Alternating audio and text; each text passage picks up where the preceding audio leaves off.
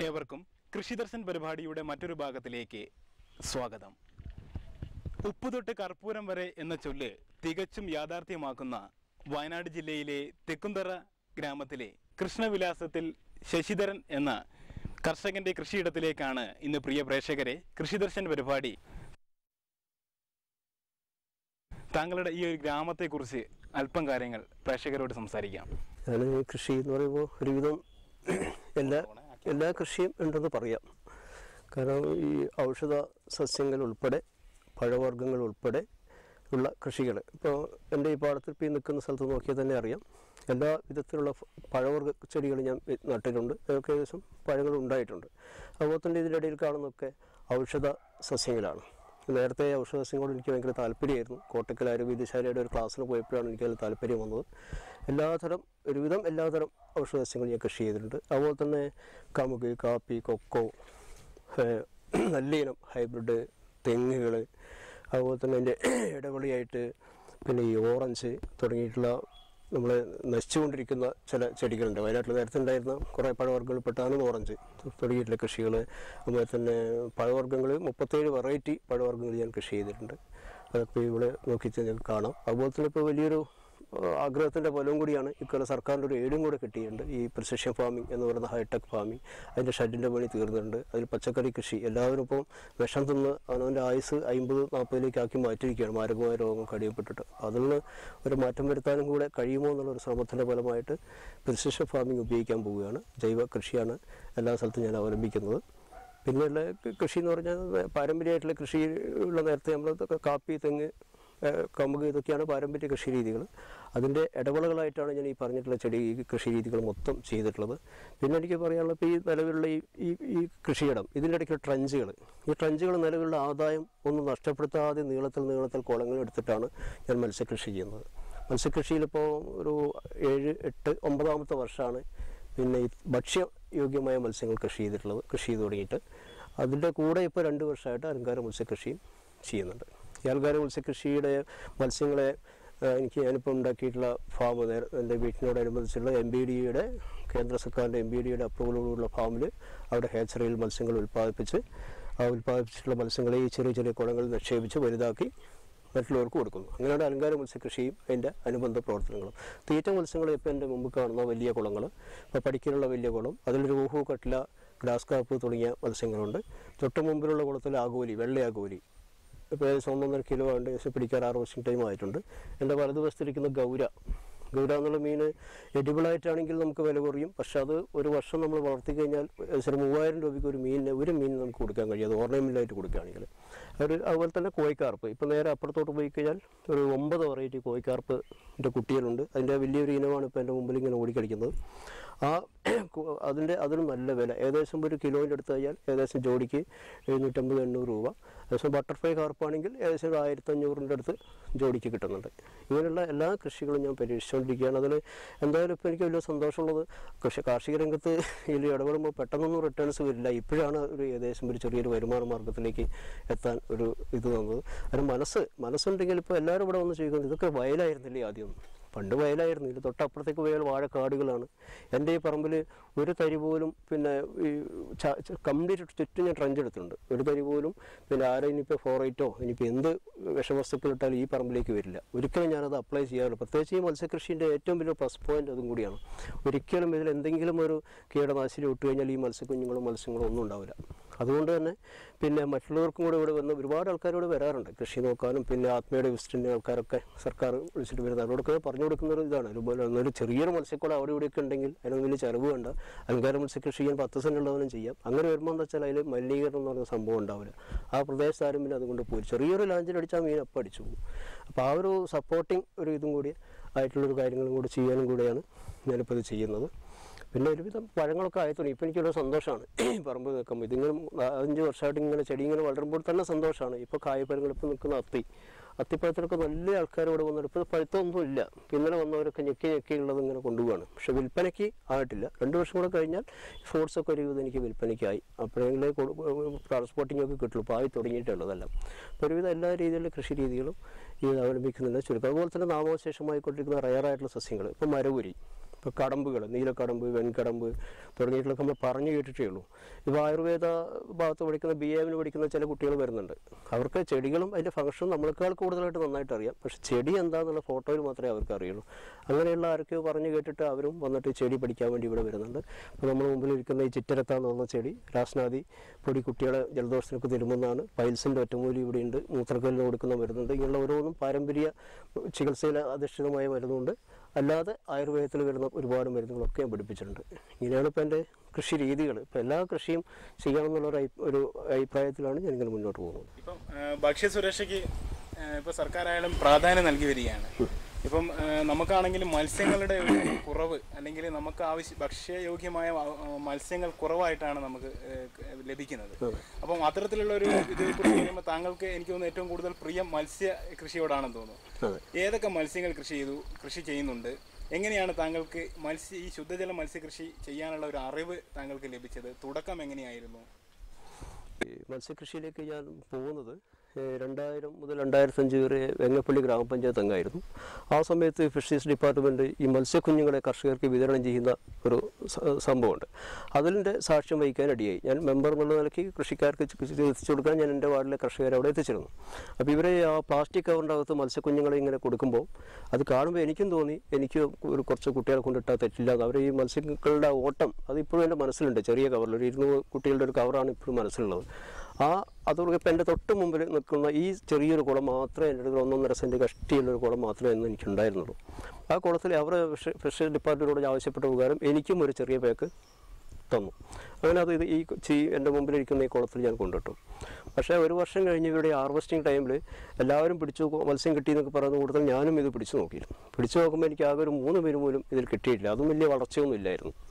അപ്പോൾ ഞാനത് fisheries second ഇയറിൽ ഇവർ ഹാർവെസ്റ്റിംഗ് ടൈമിൽ ഈ എല്ലാവരോടും കർഷകരോടൊക്കെ ക്ലാസ് എടുക്കുമ്പം ഇത്ര 1 കിലോ കിട്ടും 1.5 കിലോ കിട്ടും എന്ന് പറയുമ്പോൾ ഞാനതൊരു മനസ്സിൽ എതിർത്തു. പക്ഷേ പുറത്ത് എനിക്കത് പറയാൻ പറ്റില്ല. അവിടെ ഞാൻ സംഘാടകനും കൂടിയാണ്. അങ്ങനെ അവരോട് ഞാൻ പേഴ്സണലായിട്ട് ചോദിച്ചു, അല്ല സാർ ഇത് ഇങ്ങനെയൊക്കെയാണല്ലോ, ഇതിലൊന്നും കിട്ടിയില്ലല്ലോ, ഞാൻ ഇത്രയും കുട്ടികളെ നിങ്ങൾ കഴിഞ്ഞ വർഷം തന്നിരുന്നു. അപ്പോൾ അതിൻ്റെ കാരണം ചോദിച്ചപ്പോൾ നിങ്ങൾ കുളം കാണണമെന്ന് പറഞ്ഞു. അങ്ങനെ ഫിഷറീസ് ഡിപ്പാർട്ട്മെൻറ്റ് ഉദ്യോഗസ്ഥർ ഇവിടെ വന്നു. കുളം കണ്ടപ്പം ഇത് ഓപ്പൺ ആയിട്ടുള്ളൊരു കുളമായിരുന്നു. വെറും പുല്ലൊക്കെ കെട്ടിയിട്ട് ചണ്ടിയൊക്കെ ആയിട്ട് വളരെ മോശമായിരുന്നു. അപ്പോൾ എന്നോട് പറഞ്ഞു, കാക്കയോ നീർക്കോലിയോ എന്തെങ്കിലുമൊക്കെ പിടിച്ച് കാണും, നിങ്ങൾ ഈ വർഷവും ഈ കുട്ടികളെ കുറച്ച് കൊണ്ടുപോയി, എന്നിട്ട് നിങ്ങൾ കുറച്ച് വലയൊക്കെ കെട്ടിയിട്ടൊന്ന് സംരക്ഷിച്ച് നോക്കി, നിങ്ങൾക്ക് എന്തായാലും കുറച്ച് മത്സ്യത്തിന് കിട്ടാതിരിക്കില്ല, തിന്നേണ്ട തീറ്റയ്ക്കുള്ള മത്സ്യത്തിനെയും കിട്ടുമെന്ന് പറഞ്ഞു. അങ്ങനെ സെക്കൻഡ് ഇയറിൽ കൊണ്ടിട്ട് അതിൻ്റെ തേർഡ് ഇയറിൽ എല്ലാവരും ഹാർവെസ്റ്റിംഗ് ടൈമിൽ ചുരുക്കി പറഞ്ഞാൽ ഞാനും ഹാർവെസ്റ്റ് ചെയ്യാൻ ശ്രമിച്ചപ്പം ഒരു നല്ല 100-150 നല്ല ഒന്നാന്തര അയില പോലത്തെ മത്സ്യങ്ങൾ എനിക്ക് കിട്ടി. ഞാൻ അതിന് ഉപയോഗിച്ചത് കൊതുക് വല, ഇതൊക്കെ പഴയ വലകളൊക്കെ കെട്ടി. അന്ന് വലേനെ പറ്റി എനിക്ക് ഒരു വിവരമില്ലായിരുന്നു. അങ്ങനെ കുറേ സംരക്ഷിച്ച് കുറേ തുണി കഷ്ണമൊക്കെ കെട്ടിയിട്ടാണ് കംപ്ലീറ്റ് കവർ ചെയ്തിരുന്നത്. അപ്പോൾ അതോടുകൂടെ എനിക്ക് ഒരു കാര്യം മനസ്സിലായി, അക്കൊല്ലം തന്നെ 10-15 നീർക്കോലി ഈ വലേൻ്റെ അകത്ത് കുടുങ്ങി ചത്തുപോയിരുന്നു.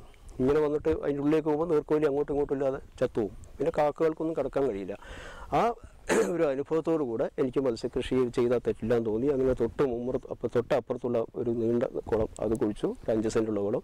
പിന്നെ തൊട്ടപ്പുറത്ത് വലിയൊരു കുളം കുഴിച്ചു. അങ്ങനെ ഓരോ വർഷവും ഞാൻ കുഴിച്ച് ഇപ്പോൾ ഏകദേശം 1 ഏക്കറോളം സ്ഥലത്ത് വിവിധ സ്ഥലങ്ങളിലായിട്ട് കുളങ്ങൾ കുഴിച്ച്, പിന്നെ അതിന് കൂടെ തന്നെ എനിക്കിപ്പോൾ പല ഈ ഫാമിസ്റ്റുകൾ ഏറ്റവും കൂടുതൽ ഉപകാരമായത് ഫിഷറീസ് ഡിപ്പാർട്ട്മെൻറ്റിൻ്റെ ഈ താല്പര്യം മനസ്സിലാക്കി അവർ കർഷകരെ കൊണ്ടുപോകുന്ന സ്ഥലത്തൊക്കെ എന്നെയും കൊണ്ടുപോയിരുന്നു. അപ്പോൾ അവിടെയുള്ള ഒരുപാട് ഫാമേഴ്സുമായിട്ട് ഒരു ഇൻട്രാക്ഷൻ നടത്താനുള്ള ഒരു ഇടവന്നതാണ് സത്യത്തിൽ ഇതിലേക്ക് തിരിയാൻ. വലിയ വാളയൊക്കെ പിന്നെ കുമരകത്തിൽ ആലപ്പുഴയിൽ ഒരു ചെറിയൊരു കർഷകൻ്റെ ഒരു 1/2 ഏക്കറോളം കുളത്തിൽ വാള ശരിക്കും കൃഷി ചെയ്ത് കണ്ടപ്പോൾ എനിക്ക് ഭയങ്കരമായൊരു താല്പര്യം വന്നു. അങ്ങനെയാണ് പിന്നെ ഈ ഒരു സംവിധാനത്തിലേക്ക് വന്നതും ദൈവ കൃപയാൽ കഴിഞ്ഞ വർഷത്തെ സംസ്ഥാനത്ത് ശുദ്ധജലത്തിലെ ഏറ്റവും നല്ല ഒരു കർഷകനായിട്ട് സ്റ്റേറ്റ് ലെവൽ അവാർഡ് കിട്ടാനൊക്കെ ഇടവന്നത്. പിന്നെ അലങ്കാര മത്സ്യകൃഷി കൂട്ടത്തിൽ തന്നെ സപ്പോർട്ട് ചെയ്യാൻ പറ്റിയൊരു സംഗതിയാണത്. ഇപ്പോൾ ഈ ഭക്ഷ്യസുരക്ഷയ്ക്ക് ഇപ്പോൾ നേരത്തെ താങ്കൾ പറഞ്ഞ പോലെ ഭക്ഷ്യസുരക്ഷയ്ക്ക് ഏറ്റവും നല്ലൊരു സപ്പോർട്ടിങ് ഏജൻറ്റാണ്. ഇപ്പോൾ വിഷം ഉള്ള മത്സ്യങ്ങളാണ് ശരിക്കും നമ്മൾ കിട്ടുന്നത്. ഇപ്പോൾ ഞാനിപ്പോൾ ഇന്നലെ ഒരാളോട് വന്ന് പറഞ്ഞത്, ഇപ്പോൾ അങ്ങനെ പേരെടുത്ത സ്ഥലത്ത് പറഞ്ഞാലും പ്രശ്നമാണ്, നമ്മൾ തൊട്ടടുത്തുള്ളൊരു മാർക്കറ്റിലെ മത്സ്യം പഴകി കഴിഞ്ഞാൽ അവർ തൊട്ടപ്പുറത്ത് ഇപ്പം പടിഞ്ഞാറത്തറ പഴങ്കോട് ഉദാഹരണം പറഞ്ഞാൽ പിറ്റേന്ന് വൈകുന്നേരം അവരെങ്ങോട്ട് മാറ്റുകയെന്നാണ് പറഞ്ഞത്. ഈ പഴയ മത്സ്യങ്ങൾ ആ മത്സ്യം കിട്ടുന്നതന്നെ 2 ദിവസം കഴിഞ്ഞിട്ട് പോയിസണോ അതൊക്കെ അടിച്ചിട്ടുള്ള സാധനം. ഇതിപ്പം ഇവരൊരു ഉദാഹരണം പറയുന്നുള്ളൂ, വയനാട്ടിലെല്ലാം മൊത്തം നടക്കുന്ന സംഭവങ്ങളാണ്. അപ്പോൾ ഈ വിഷമുള്ള മത്സ്യങ്ങൾ കഴിച്ചിട്ട് മനുഷ്യൻ്റെ ആരോഗ്യം വഷളാവുന്നൊരു കണ്ടീഷൻ. അപ്പോൾ ഇങ്ങനെ ശുദ്ധജല മത്സ്യം ഇങ്ങനെ എഡിബിളായിട്ടുള്ള ഈ ശുദ്ധജല മത്സ്യകൃഷിയിലേക്ക് പോകുമ്പോൾ 2-3 നേട്ടങ്ങളാണ് നമുക്കുള്ളത്. ഒന്ന്, നല്ല മീൻ മനുഷ്യർക്ക് കൊടുക്കാം, ആഹാരം പ്രദാനം ചെയ്യാൻ കഴിയും. കൂട്ടത്തിൽ നമ്മുടെ ആരോഗ്യം നമുക്ക് മെച്ചപ്പെടുത്താൻ കഴിയും. പിന്നെ ഉള്ളത് ഈ വിഷം നേരത്തെ പറഞ്ഞ വിഷം കഴിക്കാം. അപ്പോൾ നല്ലൊരു വരുമാന മാർഗ്ഗമാണ്. ഇപ്പോൾ 50 സെൻറ്റ് കുളത്തിൽ ഏകദേശം 3000 രോഹുവിൻ്റെ കട്ട്ലേന് കുട്ടികളുണ്ട്. തൊട്ട് പഠിക്കാനുള്ള കുളത്തിൽ 50 സെൻറ്റ് ഉണ്ട്. Rohu, catla, grass carp. ഈ ഗ്രാസ് കാർപ്പിനുള്ള ഗുണം എന്താ വെച്ച് കഴിഞ്ഞാൽ ഇപ്പം സാമ്യത ഫൗണ്ടേഷൻ്റെ അവരെ റിസോഴ്സ് പേഴ്സണൽ ക്ലാസ്സിനൊക്കെ പോകുക. ഞാൻ എല്ലാവരോടും പറയുന്നത് വയനാട്ടിലെ ജലത്തിലെ pH-ന് പിന്നെ പറ്റിയ രീതിയിൽ ഉള്ള മത്സ്യങ്ങളാണ് നമ്മൾ കൃഷി ചെയ്യേണ്ടത്. അതിന് ഏറ്റവും പറ്റിയ സാധനം ഗ്രാസ് കാർപ്പാണ്. ഗ്രാസ് കാർപ്പിന് ഉള്ള ഗുണമെന്ന് വെച്ചാൽ ഉൽപ്പാദന ചെലവാണ് ഈ മത്സ്യ കർഷകർ ഇതിലേക്ക് വയ്യോട്ടടിക്കുന്നത്. 60% ഉൽപ്പാദന ചെലവാണ് മത്സ്യകൃഷിക്ക് വരുന്നത്. അപ്പോൾ സ്വാഭാവികമായിട്ടും അവൻ പുറകോട്ട് പോകും കർഷകൻ. പക്ഷേ ഗ്രാസ് കാർപ്പ് കൃഷി ചെയ്യുകയാണെങ്കിൽ ഒരു 3 മാസം കഴിഞ്ഞാൽ നമ്മൾ ഈ പശുവിനും ആടിനും കൊടുക്കുന്ന ഒരു പുല്ല് വെട്ടിട്ട് കൊടുത്താൽ മതി. വേറെ ഒരു സാധനം അവർക്ക് വേണ്ട. അവരുടെ ശരീരഭാഗത്തിൻ്റെ ഇരട്ടി പുല്ല് ഈ ഗ്രാസ് കാർപ്പ് കഴിക്കും. ഇപ്പോൾ എൻ്റെ കുളത്തിൽ ഏകദേശം 1.5-2.5 കിലോ ഉള്ള മത്സ്യങ്ങൾ നമുക്ക് കാണാം. അതിൽ ഫീഡിട്ട് കൊടുത്താൽ അവർ വരും. അതുപോലെ തന്നെ ഈ തൊട്ടുമുള്ള ആഗോലി ഇതൊക്കെ 300-350 രൂപ കിലോയ്ക്ക് നമുക്ക് ഇവിടെ കിട്ടുന്നുണ്ട്. അപ്പോൾ ഉൽപ്പാദന ചെലവ് കുറച്ച് പിന്നെ ഈ രീതിയിൽ കൃഷി ചെയ്താൽ നല്ലൊരു വരുമാന മാർഗ്ഗം. ഇപ്പോൾ 50 സെൻറ്റ് കൊടുത്തുന്ന ഏറ്റവും ചുരുങ്ങി എല്ലാ ചിലവും കഴിഞ്ഞ് 2 ലക്ഷം രൂപയ്ക്ക് ഒരു കഴിയില്ല. ഇപ്പം എനിക്ക് ധൈര്യത്തെ പറയാൻ കഴിയും. ഇതുവരെ എനിക്കൊക്കെ ഒരു വഴിയുണ്ട്, ഇതെന്താവും കൃഷി എന്നുള്ളൊരു പേടിയൊക്കെ ഉണ്ടായി. ഇപ്പം ഞാൻ ക്ലാസ് പോകുന്ന എല്ലാ കർഷകരോടും എല്ലാവരോടും ഇതിലേക്ക് ഇറങ്ങാനാണ് പറയുക. അപ്പോൾ അവർ ചോദിക്കുന്ന മാർക്കറ്റിംഗ് എവിടെ കിട്ടും? ഞാൻ പറയും മാർക്കറ്റ് എനിക്ക് തന്നാൽ മതി. കാരണം എന്നോടിപ്പോൾ ആൾക്കാർ വിളിച്ച് ചോദിച്ചിട്ട് യാതൊരു രക്ഷയില്ല. മത്സ്യം തരുമോ, മത്സ്യം തരുമോ? ഞാൻ ഫ്രഷ് മത്സ്യത്തെ കിട്ടുന്നു. ഞാനൊരു പുതിയ ടെക്നിക്കും കൂടെ ഇതിൽ അപ്ലൈ ചെയ്യാൻ പോവുകയാണ്. അപ്പോൾ ടാങ്കുകൾ 24 മണിക്കൂർ വേറേഷനുള്ള ടാങ്കുകൾ അവിടെ ഫിറ്റാക്കിയിട്ടുണ്ട്. അതിൽ മീനിലിട്ടിട്ട് ലൈവായിട്ട് മീനിനെ കൊടുക്കുന്ന സംവിധാനം ചെയ്യുകയാണ്. അപ്പോൾ റിസോർട്ടുകാരൊക്കെ വരാറുണ്ട്. വന്നിട്ട് അവർക്ക് ലൈവായിട്ട് കൊടുക്കുമ്പോൾ ഈ പറഞ്ഞതിൻ്റെ ഒരു പക്ഷേ പകുതിയും കൂടെ വില അധികം നമുക്ക് കിട്ടും. അപ്പോൾ ആ രീതിയിലൊക്കെ ഒരു നല്ലൊരു ഉപതൊഴിലാക്കി മാറ്റാൻ വയനാട് ജില്ലയിലെ കർഷകർക്ക് ഒരു ഭക്ഷ്യസുരക്ഷയ്ക്ക് എന്നൊക്കെ പറഞ്ഞ പോലെ പറ്റിയൊരു മേഖലയാണ് ഈ മത്സ്യകൃഷി. അതുപോലെ തന്നെ വരുമാന മാർഗ്ഗമാണ് അലങ്കാര മത്സ്യകൃഷി. ഇപ്പം സസ്യബുക്കുകളും മാംസബുക്കുകളും ഉണ്ട് മത്സ്യങ്ങളിൽ തന്നെ. ഏതിനം മത്സ്യങ്ങളെയാണ് താങ്കൾ കൂടുതലായിട്ട് വളർത്തി വരുന്നത്? ഇനങ്ങളെ കൂടെ ഒന്ന് പരിചയപ്പെടുത്തായിരിക്കും. രോഹു, കട്ട്ല, ഗ്രാസ് കാർപ്പ് ഇത് 3 സസ്യബുക്കുകളാണ്. അവർ ഒരുമിച്ച് നമുക്കൊരു കുളത്തിൽ വളർത്തുന്നുണ്ട്, യാതൊരു വിഷമവുമില്ല. അതേസമയം എൻ്റെ തൊട്ട് മുമ്പിൽ ഇടതുവശത്തുള്ള ഈ കുളത്തിലുള്ളത് ആഗോലിയാണ്. ഇവരൊരിക്കലും സസ്യബുക്കല്ല. അതേസമയം ചോറ് കൊടുത്താലൊക്കെ തിന്നുമെങ്കിലും ഗ്രോത്ത് റേറ്റ് വളരെ കുറവായിരിക്കും. ഞാനിവിടെ കൊടുക്കുന്നത് ചോറ് തന്നെയാണ്. എല്ലാവരും ഇതിന് കൊടുക്കുന്ന ഭക്ഷണം ശരിക്കും ചിക്കൻ വേസ്റ്റാണ്. പക്ഷെ ഞാൻ എൻ്റെ പറമ്പിൽ അങ്ങനത്തെ യാതൊരു സാധനം അടുപ്പിക്കാത്തതുകൊണ്ട് എനിക്ക് താല്പര്യമില്ലാത്തതുകൊണ്ടും ഞാനത് ചെയ്യുന്നില്ല. ഞാൻ ചിക്കൻ വേസ്റ്റും കൊടുക്കുന്നുണ്ട്. ചെമ്മീൻ, ഉണക്ക ചെമ്മീൻ്റെ പൊടി. അപ്പോൾ ഈ സാധനം എൻ്റെ മുമ്പിലുള്ള ഈ സാധനം ചെമ്മീൻ പൊടിയാണ്. ഈ പൊടി മാത്രമേ ഞാൻ കൊടുക്കുന്നുള്ളൂ. ഇത് രണ്ടും കൊടുത്താൽ മതി. പക്ഷേ ഇപ്പോൾ നോൺ വെജിറ്റേറിയൻ എന്ന് പറഞ്ഞിട്ട് ചിലർ ഈ ആഫ്രിക്കൻ മുഴുവൻ ഞാൻ ഏറ്റവും ഇഷ്ടപ്പെടാത്തൊരു മത്സ്യമാണത്. നമ്മളെ പ്രദേശമൊക്കെ നശിപ്പിക്കുന്ന ഒരു സാധനമാണ്. അങ്ങനെയൊക്കെ വളർത്തിയിട്ട് ചിക്കൻ വേസ്റ്റൊക്കെ കൊണ്ടിട്ടിട്ട് പല സ്ഥലത്തും ഞാൻ പല കൃഷിയിടങ്ങളിൽ പോയിട്ടുണ്ട്. അപ്പോൾ ആ ഭാഗത്തേക്ക് ചിലപ്പോൾ പോകാൻ പറ്റില്ല. പക്ഷേ അതുകൊണ്ട് തന്നെ നോൺ വെജിറ്റേറിയൻ എന്ന് പറയപ്പെടുന്ന മത്സ്യം ശരിക്കും നമ്മൾ ഇണക്കിയെടുത്താൽ അവർ ചോറ് തിന്നുന്നു എന്നുള്ളത് എൻ്റെ അനുഭവത്തിൽ എനിക്കിപ്പോൾ ചോറ് എത്ര ഇട്ട് കൊടുത്താലും ആഗോലി തിന്നും. വെള്ള ആഗോലി എന്ന് പറയപ്പെടുന്ന മത്സ്യം തിന്നും. അപ്പം കൂടുതൽ ചെയ്യുന്നത് സസ്യബുക്കുകളായിട്ടുള്ള പിന്നെ മത്സ്യങ്ങളാണ്. നോൺ വെജിറ്റേറിയൻ നോണായിട്ടുള്ള മത്സ്യം എന്ന് പറഞ്ഞാൽ ഈ ആഗോലിയാണ്. ബാക്കിയെല്ലാം ഇങ്ങനെ ഈ ചെമ്മീൻ പൊടി, അതുപോലെ തന്നെ നമ്മുടെ ഈ എന്താ പറയുക ഈ ബ്രെഡ്, പഴയ ബ്രെഡുകൾ ഡേറ്റ് കഴിഞ്ഞ് ഒരു ഉറുപ്പിക്കൊക്കെ കിട്ടും. അതൊക്കെ ബേക്കറിക്കാർ പിടിച്ചാൽ അത് ഉണക്കി റെഡിയാക്കി എടുത്താൽ അത് കൊടുക്കാം. ചെമ്മീൻ പൊടി കൊടുക്കാം. പിന്നെ പ്രത്യേകതരം പുല്ലുണ്ട്, നമ്മളെ മുണ്ട് കുത്തുന്ന ഒരു പുല്ല്, ഞങ്ങൾ എന്താ പേര് പറയുന്നറിയില്ല. അത് ഈ മഴക്കാലമായി ഇഷ്ടം പോലെ ഇവിടെ ഉണ്ടാവും. അത് മൂക്കുന്നതിന് മുമ്പ് വെട്ടിയിട്ട് കൊടുത്താൽ അടിച്ച് തിന്നു വരും. പിന്നെ അതുപോലെ തന്നെ ഈ ചക്ക വർഷക്കാലായി നമുക്ക് യാതൊരു വിഷമം വരും. ഇതൊക്കെ കൃഷിക്കാരോട് പറഞ്ഞു കൊടുക്കുന്ന ചക്ക ഒരു വർഷക്കാലായി ഞങ്ങൾക്ക് ഇവിടെ ഇഷ്ടംപോലെ ചക്ക ഉണ്ടാവും. ചക്ക നല്ലോണം പഴുത്തു കഴിഞ്ഞാൽ ഒന്നിങ്ങനെ അങ്ങോട്ട് അമർത്തി പഴഞ്ചക്കയാണ് അമർത്തി അങ്ങ് ഇട്ട് കൊടുത്താൽ വട്ടത്തിലിരുന്നിട്ട് അവർ അതിൻ്റെ പണി നിർത്തുള്ളൂ. അപ്പോൾ ഈ മീനിന് കൊടുക്കാവുന്ന ഏറ്റവും നല്ലൊരു ഭക്ഷണമാണ് ചക്ക. ഈ പഴഞ്ചക്ക എന്ന് ഞങ്ങളിവിടെ അറിയപ്പെടുന്നൊരു സാധനമുണ്ട്, വരിക്കയില്ലാത്ത പഴമൊക്കെ പഴഞ്ചക്ക പഴുത്തിട്ട് കുളത്തിലേക്ക് ഇട്ട് കൊടുത്താൽ ഇപ്പോൾ ഇതിൽ തന്നെ ഇപ്പോൾ അതിൻ്റെ കൂനെന്ന് പറയും ഞങ്ങൾ, അതടക്കം ഇപ്പോൾ കാണുന്നില്ല. ഇപ്പം അത്ര അടക്കം ഇഷ്ടമാണ് ഈ മത്സ്യത്തിന് ഈ ചക്കപ്പഴം. അതായത് ചക്കപ്പഴം, അതുപോലെ തന്നെ ഡേറ്റ് കഴിഞ്ഞിട്ടുള്ള ബ്രെഡ്, പ്രത്യേകതരം ചില ചപ്പുകൾ, ഇതൊക്കെ കൊടുത്താൽ മത്സ്യകൃഷി പിന്നെ ലാഭകരമാക്കി കൊണ്ടുവന്നാണ് ഞാൻ പറഞ്ഞു ചുരുക്കം. പല കൃഷിക്കാരും ഇന്ന് വയ്യോട്ട് പോകുന്നത് ഇപ്പം മത്സ്യഫെഡിൻ്റെ ഫീഡ് ഈ ഒരു ചാക്ക് എടുക്കുമ്പോഴേക്കും അവർ 350, 400, 1000 വരെ ഉള്ള ഫീഡുകളൊക്കെ ഉണ്ട്, ബെസ്റ്റ് ഫീഡ് ഒക്കെ ഉണ്ട്. അപ്പോൾ ഒരിക്കലും മത്സ്യ ഉദ്യോഗസ്ഥന്മാരുടെ ക്ലാസ്സിൽ നമ്മൾ പോയി കഴിഞ്ഞാൽ ഈ ഫീഡിൻ്റെ കാര്യമൊക്കെ വെച്ച് കഴിഞ്ഞാൽ ഒരിക്കലും മത്സ്യകൃഷിയിലേക്ക് നമ്മൾ പോകില്ല. പക്ഷേ നമ്മൾ സ്വതസിദ്ധമായി നമ്മൾ അനുഭവത്തിലൂടെ കണ്ടെത്തിയിട്ടുള്ള ഇത്തരം ഫീഡുകൾ വളരെയധികം ആദായകരമായി മത്സ്യകൃഷി ചെയ്യാൻ കഴിയുന്നുള്ള കാര്യത്തിൽ എൻ്റെ അനുഭവത്തിൽ എനിക്ക് കുറച്ച് വിശ്വാസമാണ്. അത് ഞാൻ കർഷകരോടൊക്കെ പറയുന്ന കാര്യമാണ്. ഇതിൻ്റെ ഒരു വിപണിയെക്കുറിച്ചും ഇത് എത്ര രൂപയ്ക്ക് വരെ നമുക്കൊരു കിലോയ്ക്ക് ഉണ്ട് എന്നുകൂടി പറയായിരിക്കും. വിപണി എന്നെ സംബന്ധിച്ചാൽ ഇക്കൊല്ലം ഒരു സന്തോഷമുള്ള കാര്യമാണ്. കാരണം സാധാരണ ഈ ഗ്രാസ് കാർപ്പൊക്കെ 1 കിലോ ആയിക്കഴിഞ്ഞാൽ നമുക്ക് 100 രൂപയൊക്കെയാണ് കിട്ടുന്നത്. ഇതുവരെ. പക്ഷേ ഈ കഴിഞ്ഞ സംസ്ഥാനതല വിളവെടുപ്പിൽ മന്ത്രിയൊക്കെ പങ്കെടുത്ത കബിനിഗിരിയിലൊരു ഫംഗ്ഷൻ ഉണ്ടായിരുന്നു. ആ ഫംഗ്ഷനിൽ ഒരു രാജേട്ടൻ, അദ്ദേഹത്തിൻ്റെ കുളത്തിലായിരുന്നു സംസ്ഥാനതല വിളവെടുപ്പ്. അതിൽ ആകെ ഒരു 500 മീനേ ഉള്ളൂ, ചെറിയ കുളമാണ് അദ്ദേഹത്തിൻ്റെത്. മീനൊക്കെ ഏകദേശം 3-3.5 കിലോ ശരാശരി തൂക്കം ഉണ്ടായിരുന്നു. ഞങ്ങളെല്ലാം പോയതാണ്. അതിനയാൾ 300 രൂപ വെച്ചാണ് 200 രൂപ വെച്ചാണ് ഒരു കിലോ മീനിന് കൊടുത്തത്. എന്ന് പറഞ്ഞാൽ 700-750 രൂപയാണ് ആൾക്ക് ഒരു മീനിന് കിട്ടിയത്. അത് തന്നെ പിടിക്കുമ്പോഴേക്ക് ചൂടപ്പം പോലെ അവർ തീർന്നു വേണ്ടി. മീനില്ലാതെ കുറേ ആൾക്കാർക്ക് ദേഷ്യം പിടിച്ചു പോയി, എല്ലാവരും കിട്ടിയില്ല എന്നൊക്കെ പറഞ്ഞിട്ട്. അത് ഈ മാർക്കറ്റിനെ സംബന്ധിച്ചോളം ഒരു വിഷയമല്ല. എന്നോടിപ്പോൾ ദേവാല സ്റ്റേറ്റ് മാറിയിട്ട് ചില നമ്പർ വിട്ട് എന്നോട് വിളിച്ച് ചോദിക്കുക, സ്ഥിരമായിട്ട് നിങ്ങൾക്ക് മത്സ്യത്തിന് തരാൻ കഴിയും, ഞങ്ങൾ എടുത്തോളാം. പിന്നെ ഈ പടിഞ്ഞാറത്തുള്ള ബാണാസുര സാഗരത്തിലുള്ള റിസോർട്ടുകാർ സമ്മതിക്കുന്നുണ്ട്, മറ്റു പല ആൾക്കാരും മാർക്കറ്റിംഗ് ഒരു വിഷയമല്ല.